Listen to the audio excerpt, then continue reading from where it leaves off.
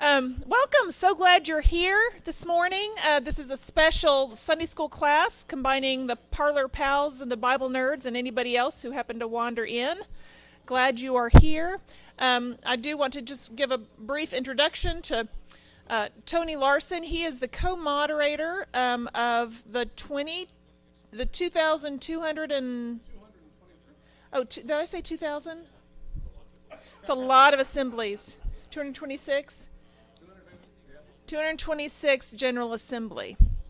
So this is a big deal that we have Tony with us this morning. He was with us yesterday at our Tri-Presbytery meeting and preached for us, helped to lead worship. Really, really good day. And so we're excited to have him here this morning. I'm going to let Tony give an introduction of himself in just a second, but let's pray together. Holy and gracious God, we thank you for this morning. We thank you for open minds and new stories of the ways that you are working in the world, particularly through our denomination. We give you thanks for Tony's leadership and ask that you be with him as he travels wherever he's going tomorrow because his travel schedule is full. And we thank you for all the good work going on in our denomination. Give us hope, give us encouragement. Help us know, O Lord, the new missions that you would have us participate in. We pray all these things in Christ's name. Amen.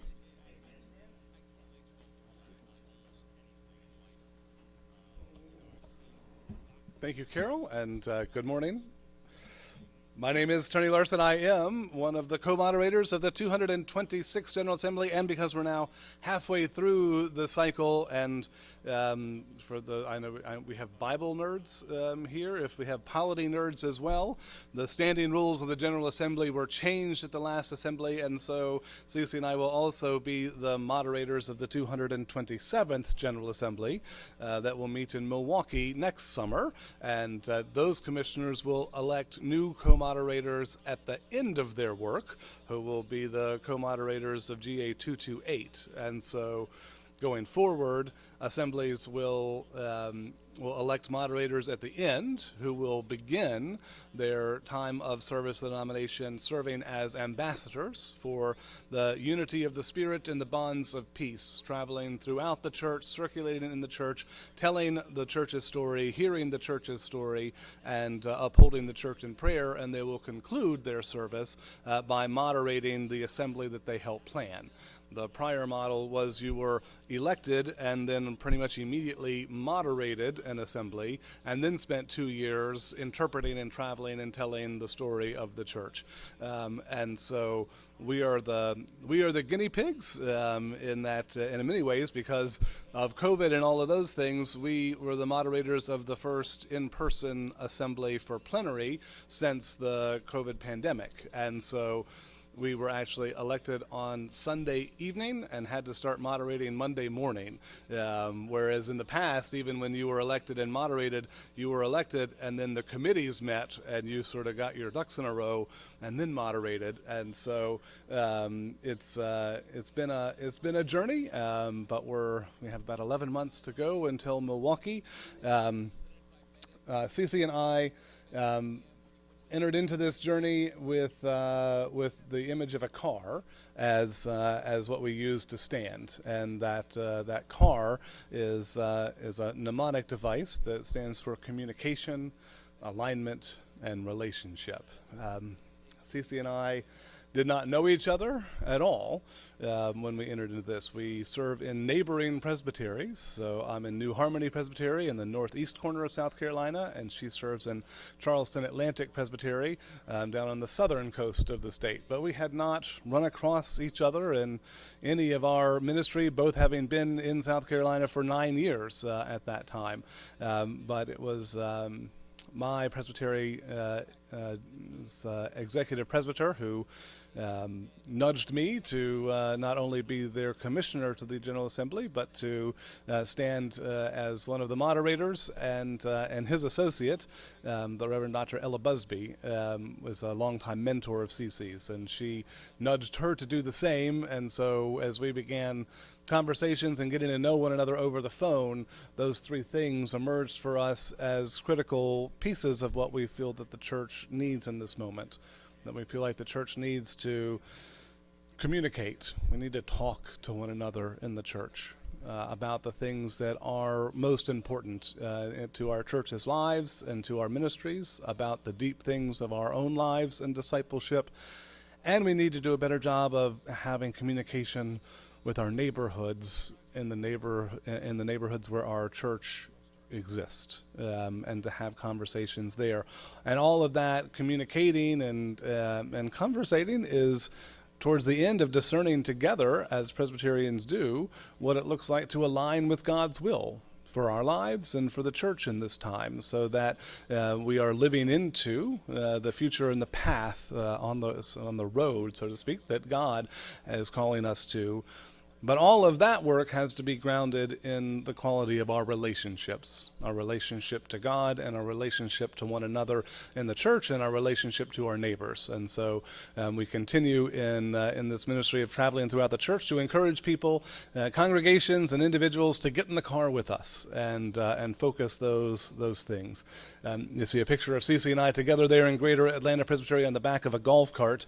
This is kind of the uniform that we have adopted for showing up as the co-moderators, and we each have distinctive reasons for why we had adopted wearing a clerical collar in our ministries. For Cece, it was primarily because, as an African-American woman in the South, she often found in places where she was invited to be, or spaces where she found herself, that she needed to wear it to assert to some of her male colleagues, no, I'm a pastor too, and in order to be treated like an equal. That's generally not been my experience, and I almost never wear this when I'm wandering around in my own congregation. They kind of know who I am. But I took to wearing a collar when I was outside of the building, because I discovered that when you show up at the local dog park dressed like this, or you show up at the neighborhood bar dressed like this, you get to have really fascinating conversations with people. And you get to have some ministry to at least address and walk on the holy ground of trying to heal harms from churches of their past. And people will just ask you straight out some of the most complex theological questions that generally my parishioners don't ask, because they want me to assume that they know the answers because they've been in the church their whole lives. So this is how we show up. It's not, and sort of a funny story, I was just in Peru with a delegation from the PCUSA, looking at sort of our partnerships there. And in the midst of that, my wife and I needed to go to the pharmacy. And she was having just a little cold thing, and she didn't really want people to know. She didn't want attention drawn to it. So we tried to slip away during a lunch break and go to the pharmacy. I last studied Spanish as a sophomore in college, but we were working it out with the pharmacist, what to do. But I was wearing my collar, and our guide, our global ecumenical liaison for the denomination, Jed Cobal, he hunted us down and found us. But we were checking out, and so we said, no, we don't need you. And so we were walking away, and he said, no, they just said, we need your blessing, Father. And so I turned around and kind of went,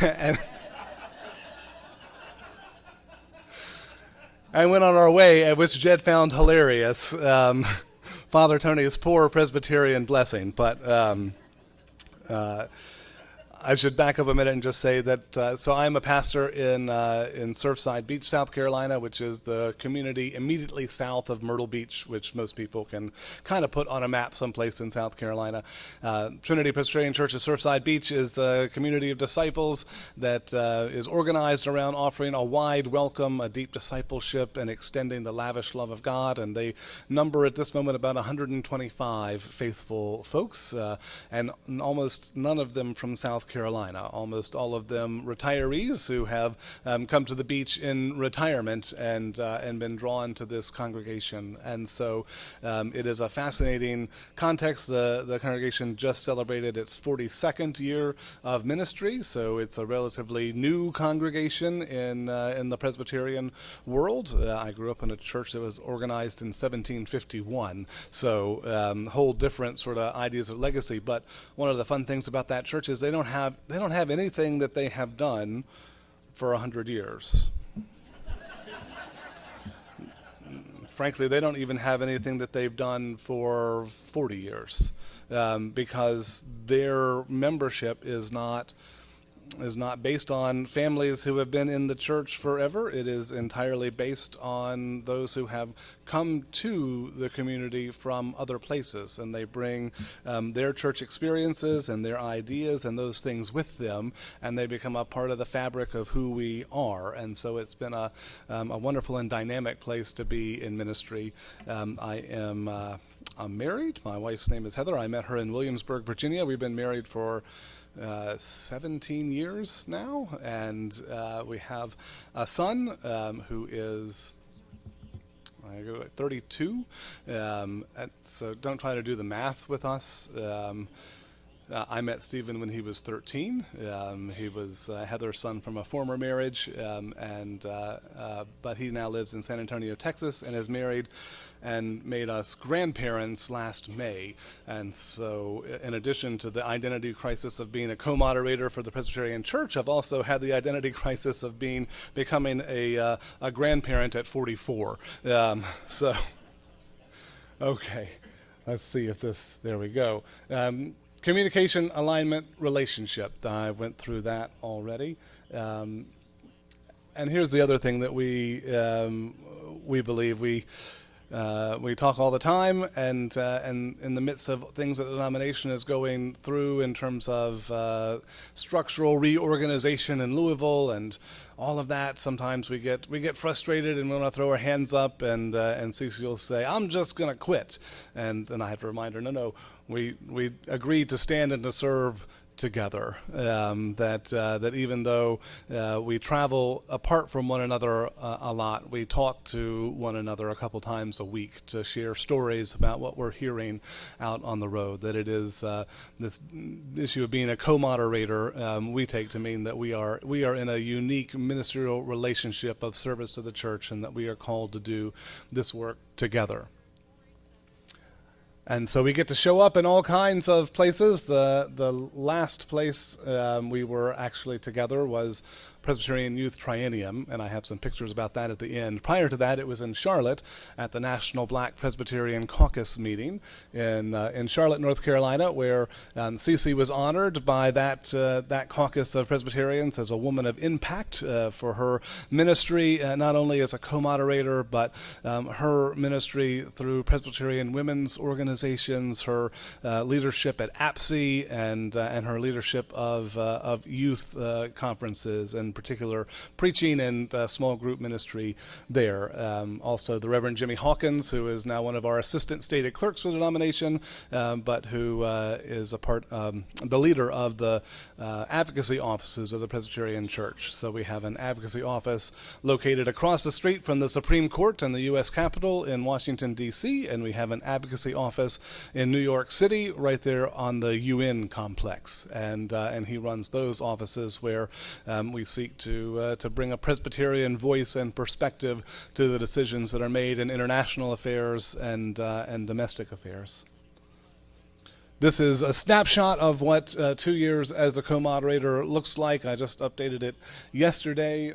So over the course of 2 years, we have either visited or have plans to visit 60 of the 166 presbyteries of our denomination, and to be present in all 16 of the synods. And so when Carol prayed for safe travel, I appreciate that very much. I leave you folks here in Oklahoma to go to Dubuque, Iowa, to the seminary there for a couple of days, and then on Thursday they're going to pack me in a car and send me up to Wisconsin to be with the folks of John Knox Presbytery, and I'll get home late Saturday night, and Trinity is having their picnic next Sunday, so I'll be there for that.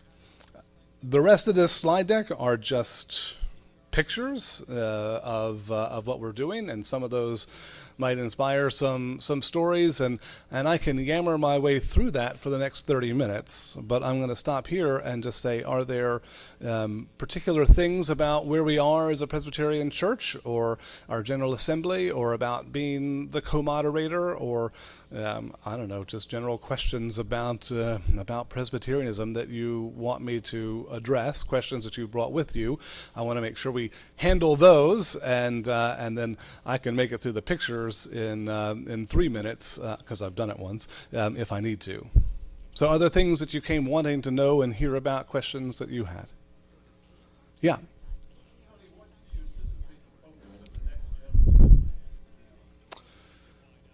So we haven't, the window for things coming in isn't quite open yet. That happens in a few weeks.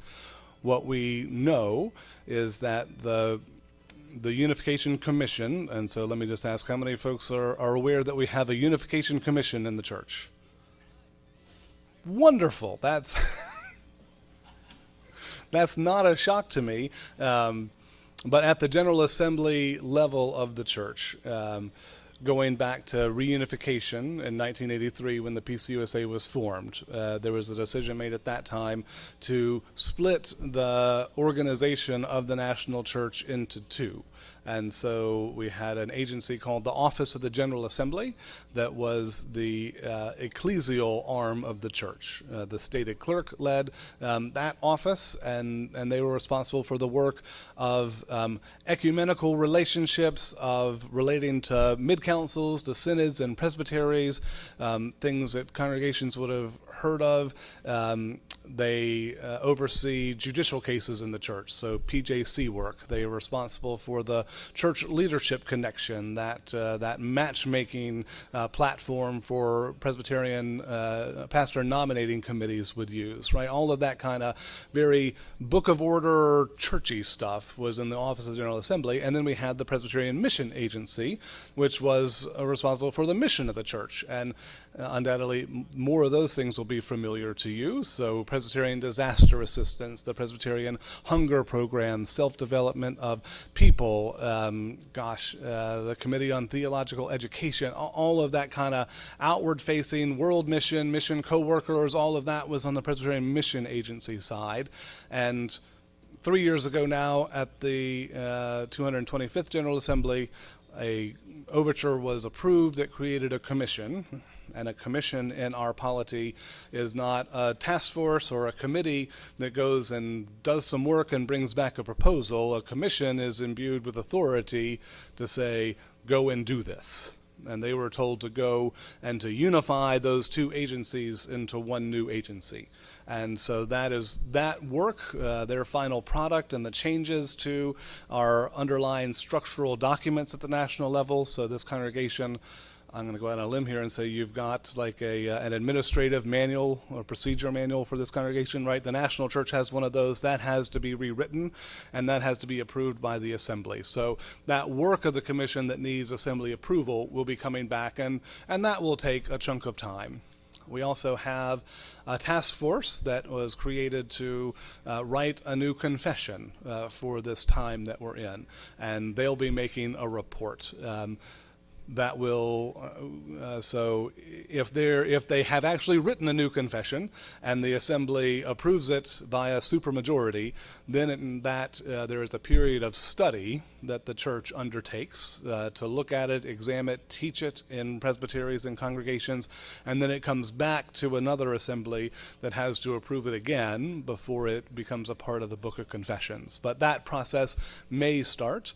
We also have a task force that has been looking to see whether our understanding of ordination needs to be revised in some ways as a denomination. That the increasing reliance of many presbyteries and congregations on commissioned ruling elders, and how do we understand that around our sort of historic understanding of ordination as being to the office of teaching elder being the requirement for pastoral leadership, when so much good, rich pastoral leadership in many of our small congregations and also as parish associates and larger ones is being done by ruling elders who have received that training and commission. And so there's a group that's been looking at that, and how do we need to change the Book of Order to support what the creative things that presbyteries are doing and nurture those ruling elders who have a call to pastoral ministry but not necessarily to a Master of Divinity degree and the whole CPM process. So I know those three things are coming.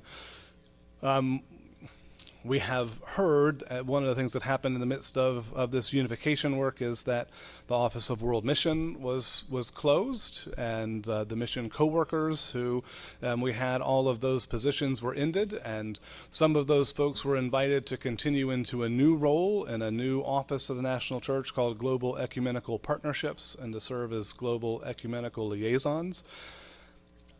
And it's kind of, well, it's just, let's just be frank at this point, there's a lot of the church that felt like nobody talked to them about doing that, and they're not happy about it. And so we are kind of aware that there's an overture coming to address that in some way, shape, or form, but I don't know what that's going to look like. But I would anticipate that what our mission, particularly our mission internationally, looks like going forward will be a topic of some discussion at the next assembly as well. So those are four things that I'm pretty sure are going to be on our docket. And it's not too late if y'all want to send something up to your presbytery to make, if you need to get revenge for the sermon today, get creative. Other questions or things you wanted to hear about? Yeah.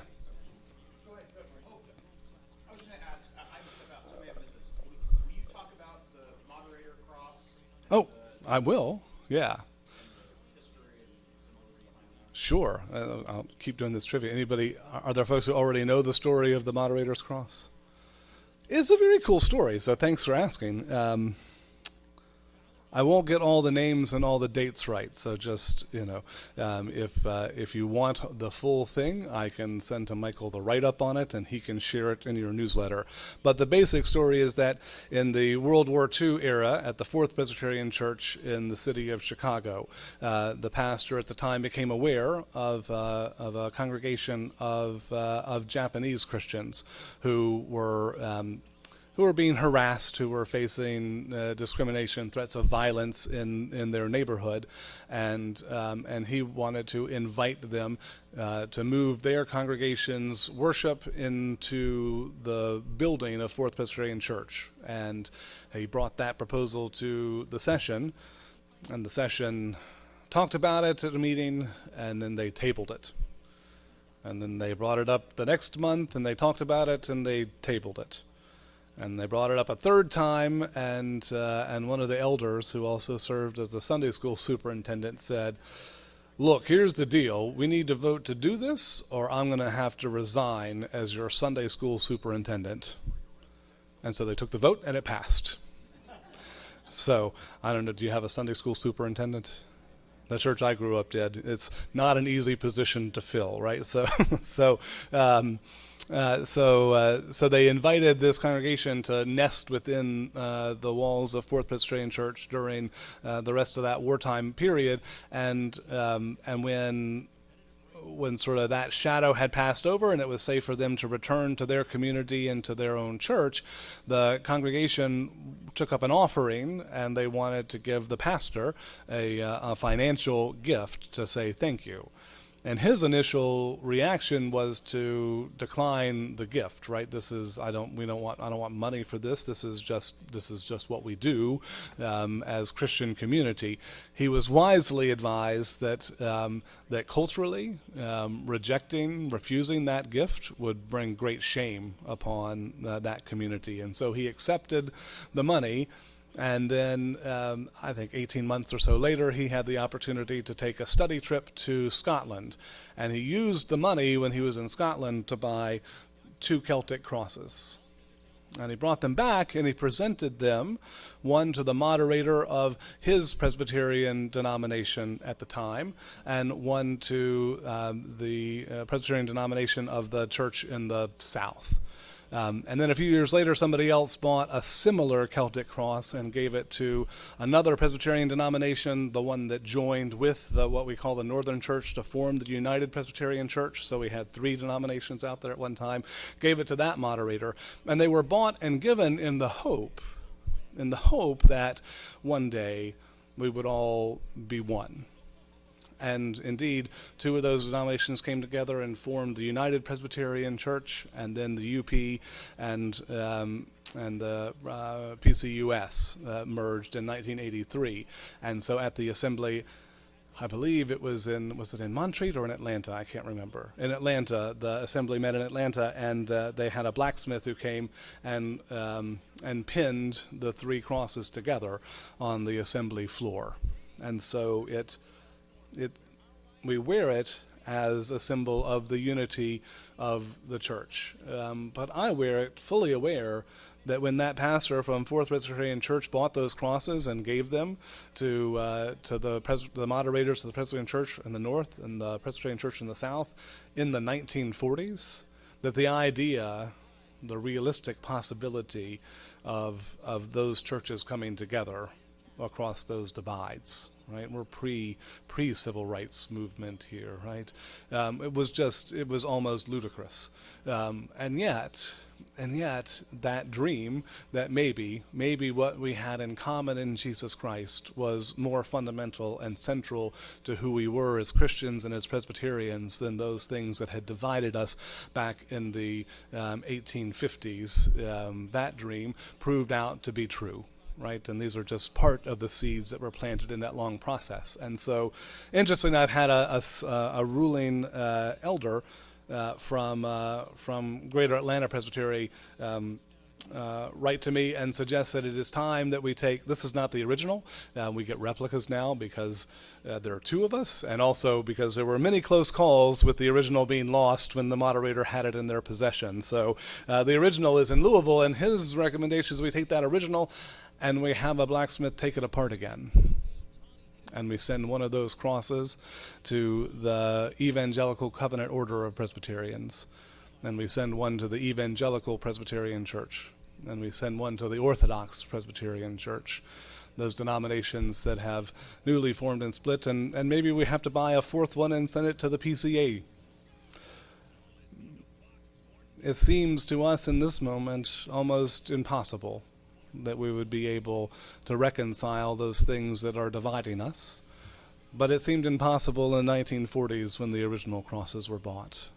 And is there not something about Christ's prayer that we would all be one that we might need to pay attention to, even symbolically, even in planting seeds, to take apart this symbol that sits in a case in Louisville as a sign of our hope and our actual belief that one day, whether it's our doing or ultimately God's reconciling work, one day we will all sit at table together in the kingdom of God. And so maybe we need to start working towards building that table together now.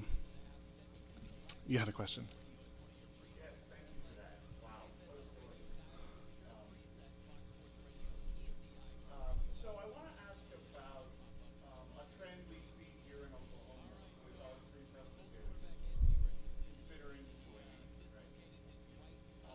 Kind of this, as the church generally is kind of shrinking. First of all, how prevalent as you travel do you find presbyteries thinking about merging? And then maybe could you talk about some of the silver linings that presents? Mm-hmm. And some of the challenges that presents about presbyteries kind of needing to maybe Yeah, I think so. So this is the 166 number. I think now is officially 164. The three presbyteries of Oklahoma committed to a process without formal commitment that it will necessarily end, but a process that is at least hoped to lead to a merger that will result in one statewide presbytery. So that would take it down by two more, right, to 162. We have presbyteries in Idaho that are hoping to conclude a merger by the end of the year. So this number is certainly going to fall. And so some of that, the reasons for it are driven in different areas. Even in South Carolina, we have 5 presbyteries now for the state of South Carolina, and we're starting very early conversations to say, is that the right number for our state, or are there some ways that we can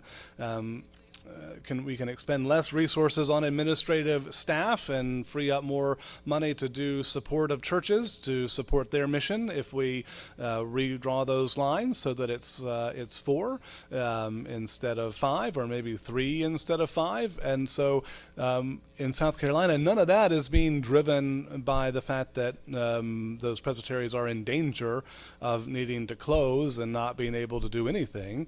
It's a question of, is the 5 structure what is best serving the congregations in the state of South Carolina? And so the conversations are different everywhere. The other thing that we see is some presbyteries are coming together not to merge, but to share some staff and resources in order to, if you just have one general presbyter who is also your stated clerk, their plate of work is pretty full. And on that stated clerk side, a couple of churches that have some disciplinary things come up can really end up taking 70 to 80% of their time. And so I think in Iowa, the western part of that state, the 3 presbyteries have met together so that they can have a stated clerk who does all the stated clerk stuff, and they can have 2 presbyters, one that attends really to sort of more missional matters, and one that attends to more ecclesial matters, kind of the way that the national church was split up. And they've found some synergies there, and they also then pool administrative resources, so their communications go out, their newsletter goes out as a product of all 3 presbyteries so that they know what they're doing. There can be all kinds of reasons why this happens, and all kinds of reasons why the conversation gets started. To me, it seems like it's faithful discernment when we do this together, right? And there are some conversations that get started that don't go anywhere because the discernment is, we would lose more than we would gain, right? This would not support our congregations well in fulfilling their mission and our mission of helping congregations to become communities of faith, hope, love, and witness. And so it's a conversation that goes nowhere. And that may be where we end up in South Carolina. But I think it's always good for us to be wondering together, right? How do we organize ourselves to be the most effective in what we're called to do? And I think that's true for congregations too. Some congregations, to me it seems, haven't looked at their committee structure since 1875. And one has to wonder, were the needs of the church and the community the same in 1875 as they are now? Or perhaps is there a need to look at, right, how we're organized to do our work in terms of what we're paying attention to? And I trot this idea around all the time because we're trying to live into it at Trinity. I think that session rooms should all have a system in place where the doors lock when the meeting starts. And there are 2 clocks on the wall.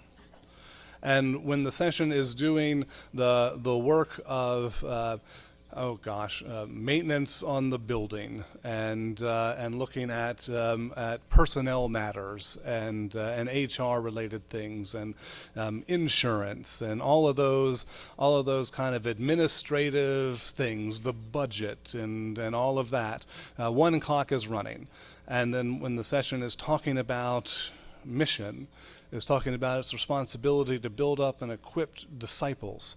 It's engaging in study and deepening their own spiritual lives and how they're going to show up as leaders and disciples.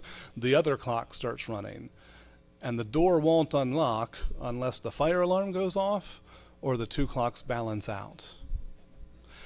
Because my suspicion is that because we have to talk about the budget, and we have to talk about the leaky roof, and we have to pay the insurance bill, and we have to make sure that we know what we're doing with our staff, we always talk about those things because we have to. But sometimes we spend all of our times in the meeting talking about those things, and we never talk about who are our nearest neighbors to the church and do we know them? And if we don't know them, how are we going to get to know them so that we know what they need and how we might be of service and in relationship with them? Are we doing Bible study as a session? Are we studying our own polity so that we understand what we're really supposed to be about as Presbyterians? Because most sessions can burn up an hour and a half to 2 hours just doing the administrative board work and not ever doing the discipleship work. And I don't think that is serving us well. And so that's just a theory. I don't know if you actually need the lock, but sometimes to make sure, right, that you're attending to all of those, and that presbyteries do the same thing, right? And with presbyteries, I think there's the fellowship piece that's important too, right? Are you setting aside time to get to know the people in your presbytery? As a co-moderator, I've had the opportunity to lead several pastors' retreats, and it sort of built as this big, lofty conversation around church leadership in an era of institutional suspicion and decline, and that snags people to come in. But really, my whole purpose is just to get the pastors from a presbytery together and make them talk to one another about the realities of being pastors, and about the real joy of pastoral ministry, and also about the parts of it that are lonely and isolating. Because I've done it, I said 4, 5, 6 times now, and every time there are pastors who just walk away feeling like, I didn't really know the people. I mean, I know them because they're at a presbytery meeting, and that one talks all the time, and that one always leaves early, but they don't actually know each other. And the thing I find, I almost always like my colleagues in ministry. Church musicians are my favorite people. After that are my fellow pastors. And church treasurers are in the mix somewhere. But so I do want to show you some more pictures so you get a sense of all this. And we've got about 5 minutes till, I'm told, anxieties will start to rise about worship. So we do serve as ambassadors of the unity of the Spirit and the bond of peace, telling the story of the church's life, upholding the people of God through prayer. And it says, when you speak, right, assuming that maybe you could do this without ever talking, but just by showing up in your regalia. But when you speak, that you are to do so both pastorally and prophetically. So it's not a small charge that is given to your moderators. These are a variety of pictures of Cece in action.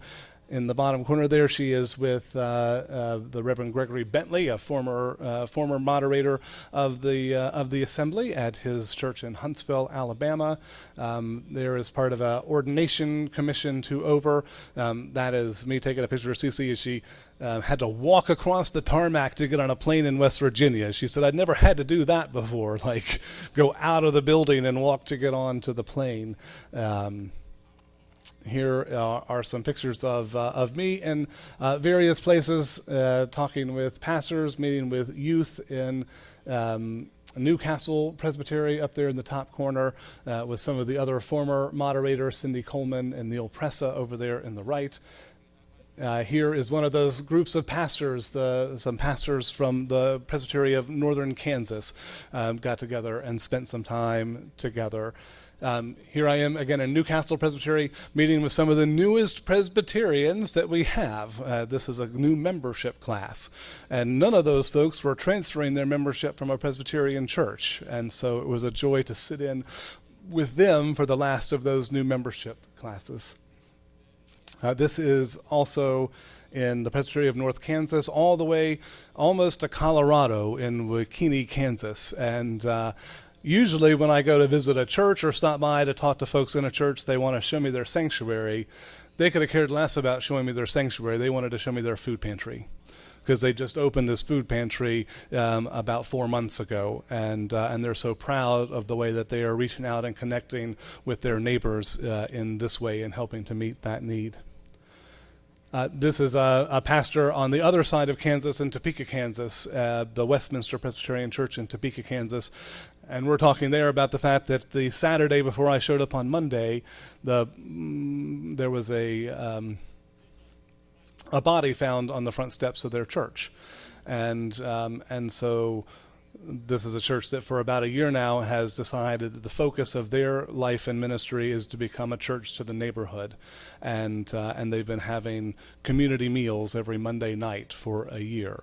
And we were talking about how that initiative to just invite folks from the neighborhood who weren't part of the church to come and have dinner now put them in a place where they were able to be a source of healing, of prayer, of some comfort, and also of strategizing what do we do about this murder that happened and literally landed on the church's doorstep. But we have connections in the neighborhood where people are looking to us as a place where they can meet to address this. And that wouldn't have happened had we not built those relationships. Earlier in June, I had the opportunity to be with our Office of Public Witness in Washington, D.C. as a part of 2 events around our sense as a denomination through statements of the General Assembly that the so-called big beautiful bill and its priorities around tax cuts to the wealthiest earners at the cost of food assistance and insurance benefits through Medicaid were the wrong priorities for a budget. It was interesting. We've had a long-standing statement of the General Assembly saying that debts and deficits are an issue and they need to be looked at, right? They probably can't go on in perpetuity, but how you settle them becomes an issue. And I couldn't say that the Assembly had said that expanding the debt and deficit in order to give tax cuts to the wealthiest people while taking away food assistance and health insurance from the poorest was something that the Assembly had spoken against. But I'm pretty sure if they didn't want you to balance the budget on the backs of the poor, they really wouldn't want you to expand the deficit on the backs of the poor either. This is from my time in Peru. It's a memorial in Lima to victims of political violence between 1980 and 2000. You don't get a sense of the full scope of it there, but behind them are these little stones. Each of them bears the name and the age of a victim of political violence in Peru. And the gentleman there is holding a big stone, and those represent mass killings of people. And as you can see, there are several of those. They're organized around this monument called the Eye That Cries, and that in the center is meant to be the eye of God. And it is perpetually weeping at the violence that we do to one another. This memorial in Peru was created about 10 years ago, and over those 10 years, there have been numerous attempts to deface it and attempts to remove it because of its lifting up of a reminder of the ability of regimes to do violence to their own people, which has happened again in Peru in recent years, in the last 5 years. And so now the government responsible for responding to protesters with violence really doesn't want this memorial to stay there as a reminder of all those other political deaths in their country. Sense of it. Perpetually weeping. This is the Good Pastor Lutheran Church in those 2 corners where I help to lead worship. And then this is a meeting with folks from the Evangelical Theological Seminary in Peru, which is one that we as a denomination supports, that teaches Reformed theology and Reformed principles on the interpretation of the Bible, and these are some of the young adult volunteers from Peru who are a part of that seminary's work. This is a walk along the Cheon River, which is one of the most polluted rivers in the Western Hemisphere, and the churches there are planting gardens along the side of the river to try to discourage the pollution and to put something beautiful there. Youth from Southern Illinois Presbytery, from National Capital Presbytery, another gathering of pastors, and this is a bunch of our young adult fellows who served in the Washington office and UN office this summer. Here is Cece.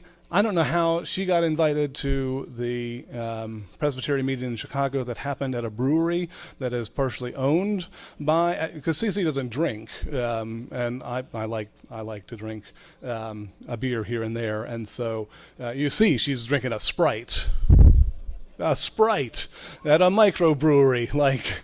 I don't know how that happened, but there it is.